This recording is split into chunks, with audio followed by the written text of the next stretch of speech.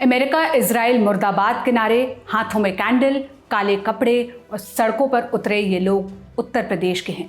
Hezbollah के chief Hasan Nasrallah की मौत के बाद भारत में कुछ जगहों पर प्रोटेस्ट हुए। पिछले 3 दिनों में उत्तर प्रदेश के कई जिलों में भी विरोध प्रदर्शन हुए। बिजनौर, मुरादाबाद, लखनऊ और अमेठी जैसे कई जिलों में नसरल्ला के लिए कैंडल मार्च निकाला गया। अमेठी में बिना परमिशन प्रदर्शन करने वालों को हिरासत में भी लिया गया है। लखनऊ के इमामबाड़ा इलाके में भी हजारों शिया मुसलमान इकट्ठा हुए। उनके हाथ में नसरल्ला के साथ इजराइल के प्रधानमंत्री बेंजामिन नेतन्याहू की तख्तियां थीं। शिया धर्मगुरु मौलाना यासूब अब्बास ने कहा कि हिजबुल्लाह बहुत जल्दी इजराइल को खत्म कर देगा।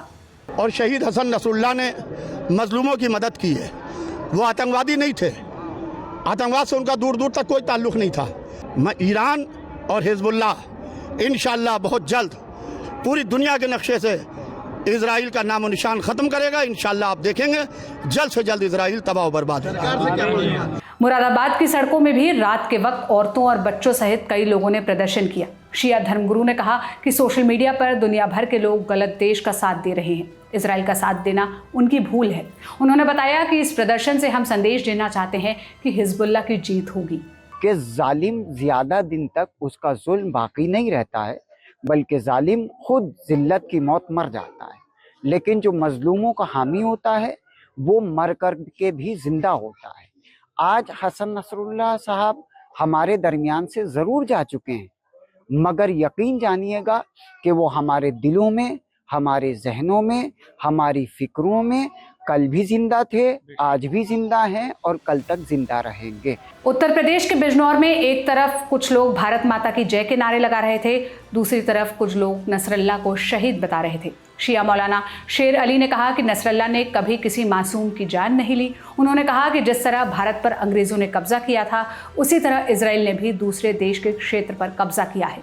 हिजबुल्लाह केवल पीड़ितों की मदद करता है। बिल्कुल उसी तरह से जैसे कि हमारी ज़मीन पे अंग्रेज़ों ने कब्जा किया हुआ था, तो महात्मा गांधी जी खड़े हुए, उनके साथ में जो इस्लाम पसंद लोग थे वो खड़े हुए और अपनी ज़मीन को उनके चुंगल से आज़ाद कराया।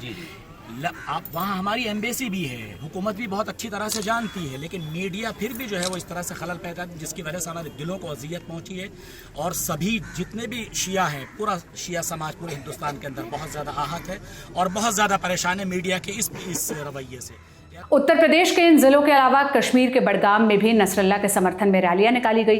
28 सितंबर को मौत की पुष्टि होते ही पीपल्स डेमोक्रेटिक पार्टी के अध्यक्ष महबूबा मुफ्ती ने अपने एक दिन के सारे कार्यक्रम रद्द कर दिए थे, जिसके बाद बीजेपी नेताओं ने मुफ्ती को भी घेरा था।